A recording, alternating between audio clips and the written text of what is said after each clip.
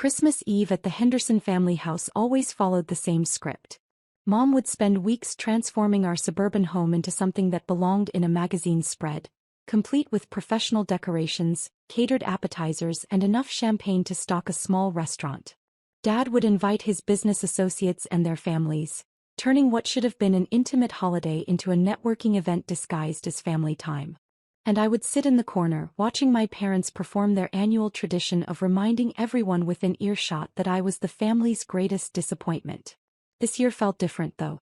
Not because anything had changed about their expectations or my apparent failures, but because I'd finally reached a point where their opinions couldn't touch me anymore. At 26, after 3 years of careful planning and strategic silence, I was ready for them to learn exactly who their disappointment daughter had become. The evening started predictably enough. I arrived at 6:30 wearing my usual thrift store sweater and worn jeans, carrying a small gift bag that contained homemade cookies for my 12-year-old cousin Ashley. She was the only family member who'd ever shown genuine interest in my life, probably because she was too young to understand that I was supposed to be the cautionary tale. "There's our little artist," Mom announced to the room as I walked in, her voice carrying that particular tone of affectionate condescension she'd perfected over the years. "Still pursuing your little craft projects, I see." The assembled guests, a mix of Dad's colleagues from the investment firm and Mom's country club friends, turned to look at me with polite interest. I'd been introduced as the artistic one so many times that most of them probably assumed I spent my days finger painting or making jewelry from bottle caps. What they didn't know was that my little craft projects had generated over $3 million in revenue in the past 18 months. "Hi, Mom," I said, accepting her air-kiss greeting. "You look beautiful. Is that the new Chanel dress?" "It is. Your father insisted I treat myself. Business has been so good this year." She gestured toward Dad, who was holding court near the fireplace, regaling a group of associates with stories about his latest real estate acquisitions. Business had indeed been good for Dad. Good enough that he'd bought Mom the $4,000 dress, the new BMW in the driveway, and the vacation home in Aspen they'd been posting about on social media all fall. What he didn't know was that his good business year had been largely subsidized by investments I'd been making in his company through a shell corporation I'd established 2 years earlier. My brother Michael appeared at my elbow, carrying a crystal tumbler filled with what I recognized as Dad's expensive scotch. At 28, Michael had perfected the art of looking successful while accomplishing remarkably little. He worked at a marketing firm downtown, lived in a luxury apartment paid for by our parents, and drove a car that cost more than most people's annual salaries. Well, he said, looking me up and down with practiced disdain. "The prodigal daughter returns. Still shopping at Goodwill, I see. Still living in Mom and Dad's financial shadow, I see," I replied sweetly. His expression darkened, but before he could respond, our cousin Ashley bounded over with the enthusiasm only 12-year-olds could muster for family gatherings. "Katie, I didn't know you were coming. Did you bring any of your art stuff? I told my friends at school about those paintings you showed me last summer and they want to see pictures." "I brought you something even better," I said, handing her the gift bag. "I made these myself." Ashley opened the bag and pulled out a tin of decorated sugar cookies, each one hand-painted with intricate designs that had taken me hours to complete. Her face lit up with genuine delight, the first authentic emotion I'd seen all evening. "These are amazing. They look like tiny masterpieces." She held up a cookie decorated to look like a miniature Van Gogh Starry Night. "How do you even do this?" "Lots of practice," I said, watching Mom approach with that familiar look of patient tolerance she wore whenever Ashley showed interest in my work. "Ashley, honey, don't get too excited," Mom said gently. "They're just cookies. Katie's very creative, but let's not make a big fuss. Just cookies." I'd spent 40 hours over the past 2 weeks creating edible art that could have been displayed in a gallery, but to Mom they were just cookies. The same way my paintings were just little pictures, my sculptures were just playthings, and my entire career was just Katie's art phase. What Mom didn't understand was that my art phase had evolved into something considerably more substantial than weekend crafts. Over the past 3 years, I'd built a business empire that spanned fine art sales, commissioned sculptures, licensing deals for my designs, and a recently launched line of luxury home decor items that had been featured in Architectural Digest and House Beautiful. But I'd kept all of that carefully hidden from my family. Not because I was ashamed of my success, but because I'd learned early that sharing good news with people who expected you to fail was an exercise in futility. They'd either find ways to diminish your achievements or take credit for enabling them. Better to succeed quietly and reveal the truth when the moment was right.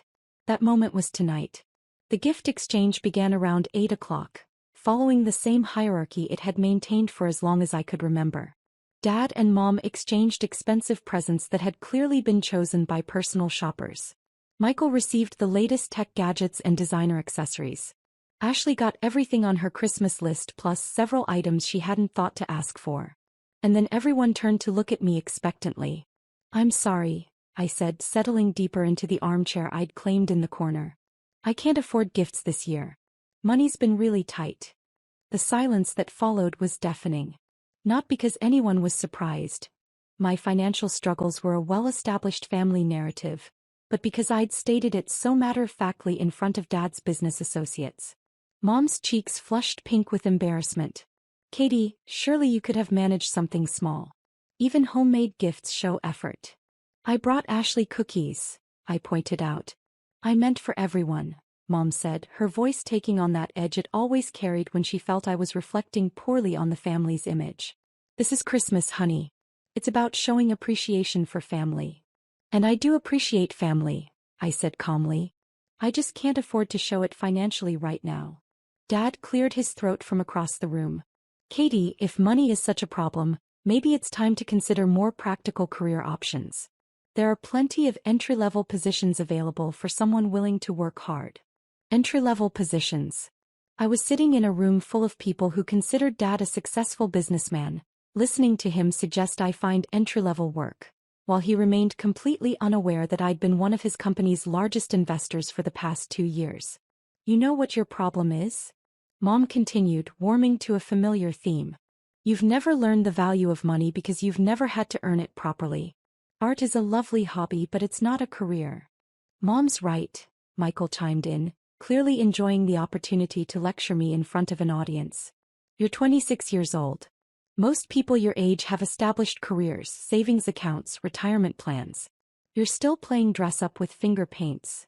I looked around the room at the assembled guests, most of whom were politely trying to pretend they weren't witnessing a family intervention disguised as a Christmas celebration.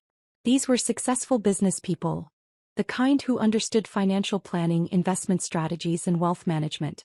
They were about to get a very interesting education in assumptions. "You're absolutely right," I said, standing up and smoothing down my thrift store sweater. "I should probably check my finances more carefully." "Mom, speaking of finances, how are yours doing? When's the last time you actually looked at your bank balance?" Mom laughed. That particular laugh she reserved for my most ridiculous suggestions. Typical. The family disappointment strikes again. "Katie, honey, your father and I are doing perfectly well financially. We don't need to check our balance like college students." Dad nodded in agreement, his expression patient but condescending.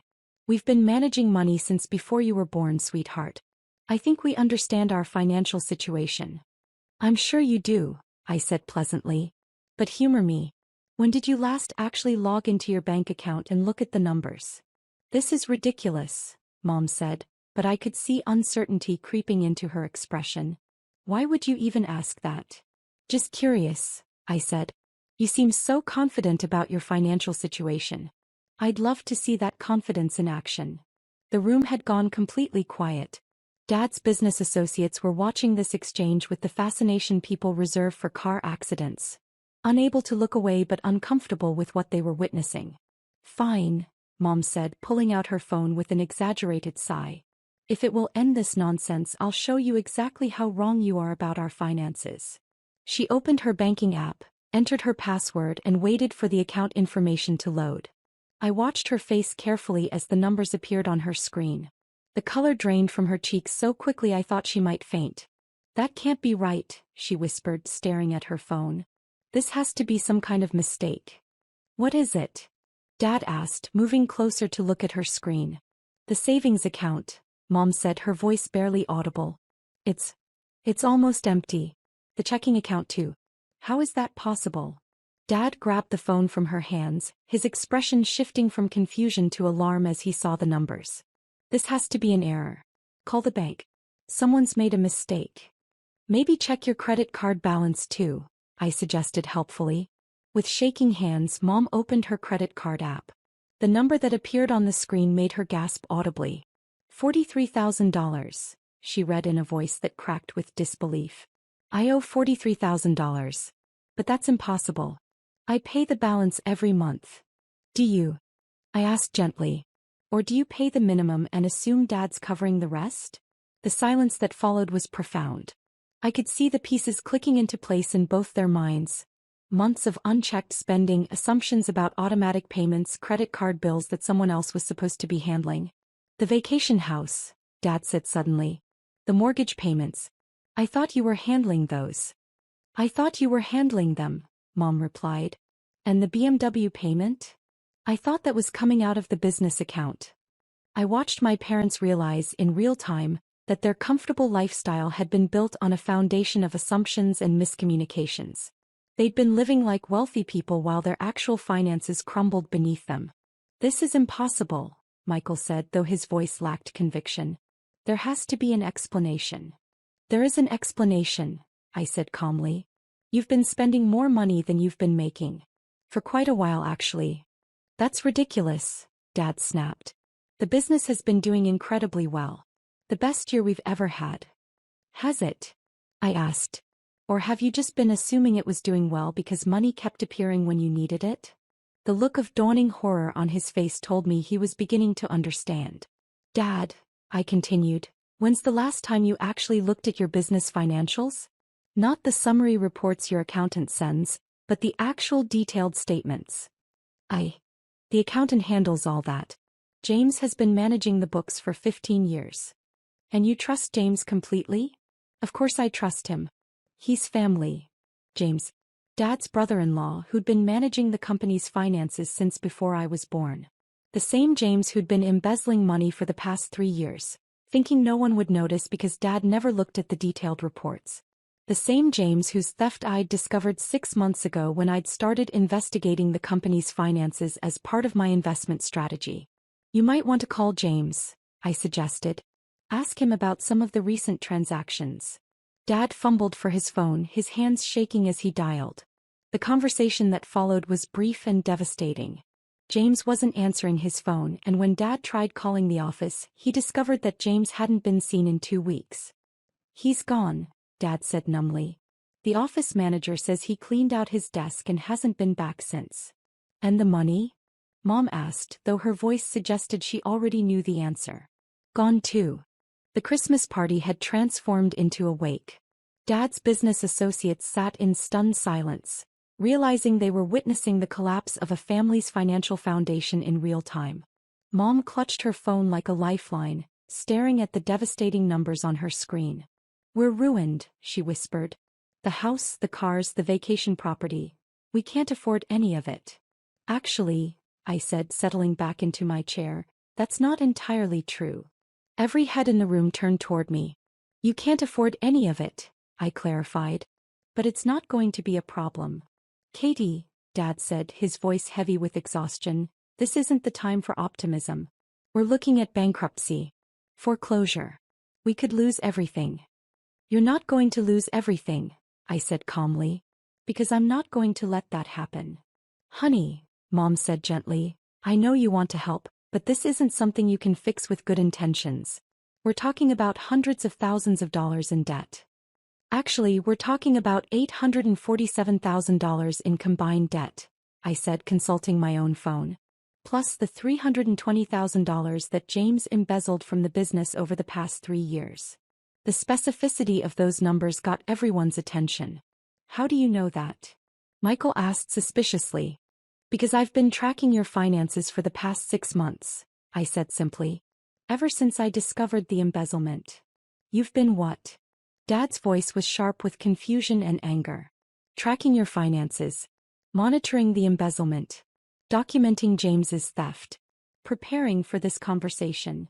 I stood up and walked to the center of the room, making sure I had everyone's complete attention. 6 months ago, I hired a private investigator to look into James's activities because some of the business transactions didn't make sense. We discovered that he'd been systematically stealing money for 3 years, covering his tracks by manipulating the summary reports you relied on. Why didn't you tell us? Mom demanded. Because I needed time to fix it, I said. And because I knew you wouldn't believe me without overwhelming proof. From my purse I pulled out a thick folder and set it on the coffee table. Complete documentation of James's embezzlement. Bank records, transaction histories, forged documents. Everything you need for criminal prosecution and civil recovery. Dad grabbed the folder with shaking hands, flipping through pages of evidence that painted a clear picture of systematic theft and financial manipulation. This is incredibly detailed, he said after several minutes. Professional-level investigation. I hired the best, I said. Former FBI financial crimes specialist. Cost me $40,000, but it was worth every penny. $40,000? Mom stared at me in disbelief. Katie, where did you get $40,000? The same place I got the money to cover your mortgage payments for the past 6 months, I said calmly.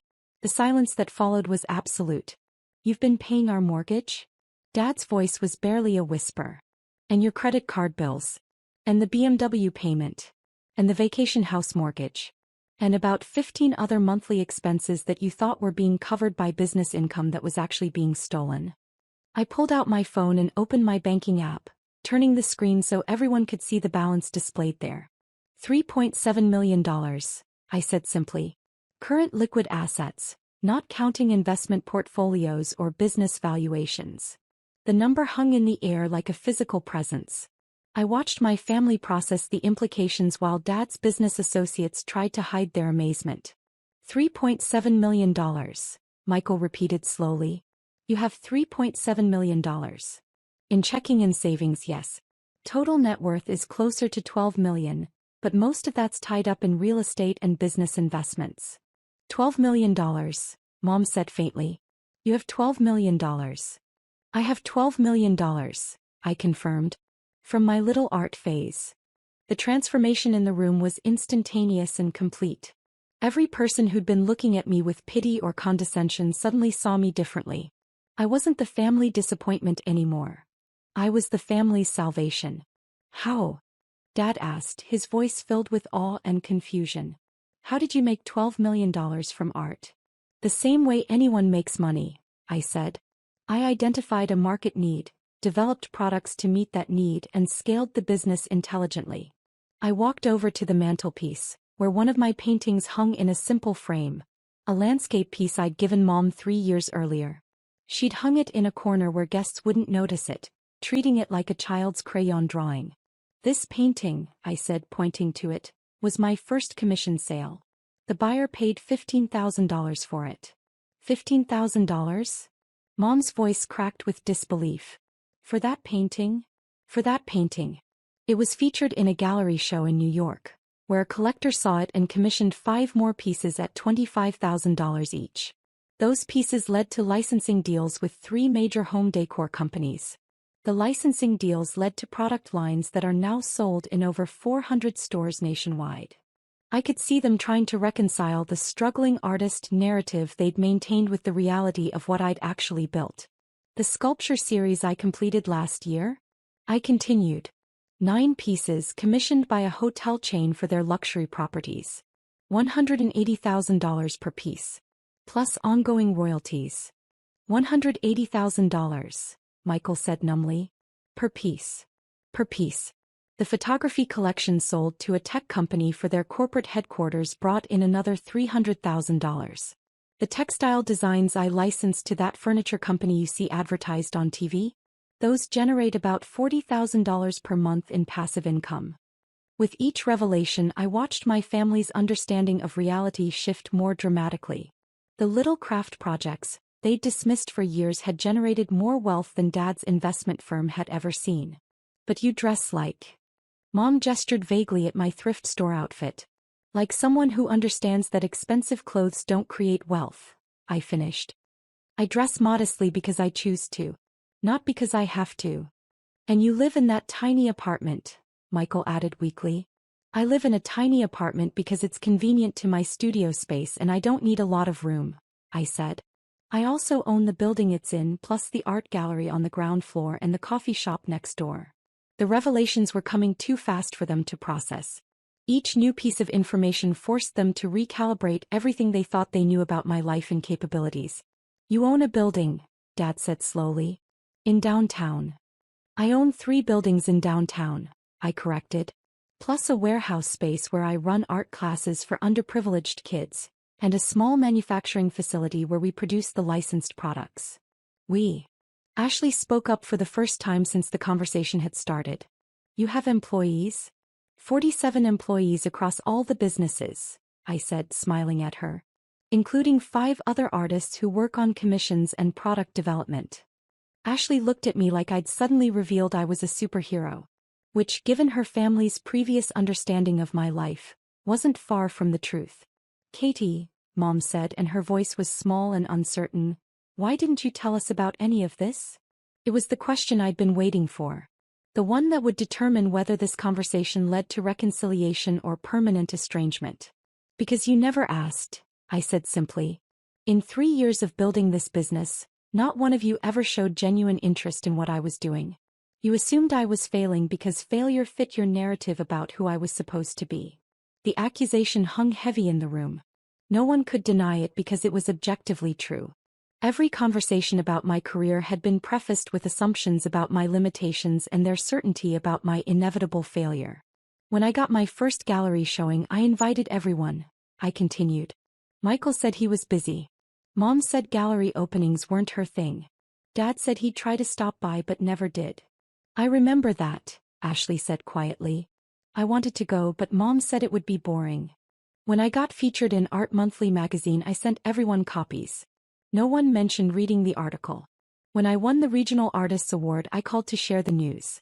Dad asked if there was any money involved, and when I said it was just recognition, he said congratulations and changed the subject. Each example was a small knife twist but necessary. They needed to understand that their dismissal hadn't been casual oversight. It had been systematic devaluation of everything I'd accomplished. So I stopped sharing, I said. I stopped trying to include you in my successes because it was clear you weren't interested unless those successes aligned with your expectations. But honey, Mom said, tears starting to form in her eyes, we would have been proud. We would have celebrated with you. Would you have? I asked gently. Or would you have found ways to minimize the achievements? Suggested I was getting lucky? Warned me not to get my hopes up? Reminded me that art isn't a stable career. She couldn't answer because we both knew what her response would have been. The question now, I said, is what happens next? It was a loaded question. They needed my help. That much was clear. Their financial situation was catastrophic, and without intervention, they'd lose everything they'd worked to build. But help came with conditions, and those conditions would fundamentally change our family dynamics. We need your help, Dad said quietly. I hate admitting that, but it's true. Without your help, we'll lose the house, the business, everything. I know, I said. And I'm willing to help. But not unconditionally. What do you want? Michael asked, and I could hear the wariness in his voice. I want respect, I said simply. I want acknowledgement of what I've accomplished. I want to be included in family decisions that affect everyone. And I want the dismissive comments and condescending attitudes to stop. Done, Mom said immediately. I'm not finished, I continued. I also want Dad to step back from day-to-day business operations and let me restructure the company properly. The embezzlement happened because there were no financial controls in place. That changes now. Dad winced but nodded. Whatever you think is best. And Michael, I said, turning to my brother, you're going to earn your place in this family's financial future. No more handouts. No more trust fund lifestyle. You want to benefit from the family's wealth, you contribute to building it. What does that mean? He asked nervously. It means you're going to work for me, I said. Learning the business from the ground up. Proving you can create value instead of just consuming it. The transformation in Michael's expression was fascinating to watch. For the first time in our adult lives, he was looking at me as someone with power over his future rather than someone beneath his concern. And if I refuse, he asked. Then you find your own way in the world, I said calmly. Your choice. The room was quiet as everyone processed the new reality. The family hierarchy had completely inverted in the span of an hour. The person they dismissed as the failure was now the person who controlled their financial future. There's one more thing, I said, pulling an envelope from my purse. Mom, this is for you. She opened the envelope with trembling hands and pulled out a check made out for $50,000. What's this for? She whispered. Christmas gifts, I said. Since I told you I couldn't afford them. The check represented more money than she'd ever held at one time, but the gesture meant something beyond the dollar amount. It was proof that I could have afforded elaborate gifts for everyone. I'd simply chosen not to participate in the family's gift-giving competition. Katie, she said, tears flowing freely now, I'm so sorry. We've been terrible to you. Dismissive and condescending and blind to what you were achieving. We all have been, Dad added.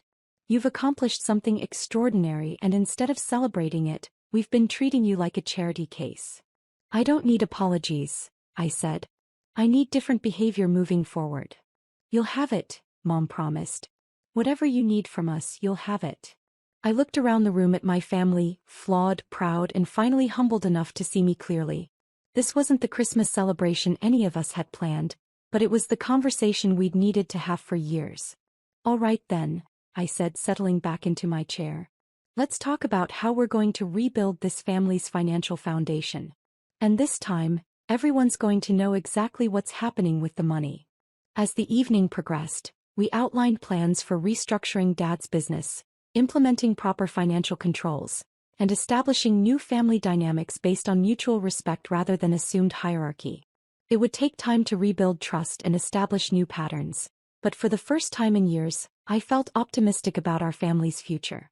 The best part was watching Ashley's face as she realized her struggling artist cousin was actually a successful businesswoman. She spent the rest of the evening asking detailed questions about art, business, and what it took to build something meaningful from scratch. Maybe she'd be the next family member to surprise everyone with what she was capable of achieving. As I prepared to leave that night, Mom pulled me aside for a private conversation. Katie, she said, I need you to know how proud I am of you. Not just for the money, but for the strength it took to succeed despite our lack of support. Thank you, I said. That means more than you know. And I need you to know, she continued, that we're going to do better. Be better. You deserved our support and encouragement all along, and you'll have it from now on. I hugged her, really hugged her for the first time in years, and felt the possibility of rebuilding our relationship on a foundation of mutual respect and genuine understanding. Sometimes the best Christmas gift you can give your family is the truth about who you really are.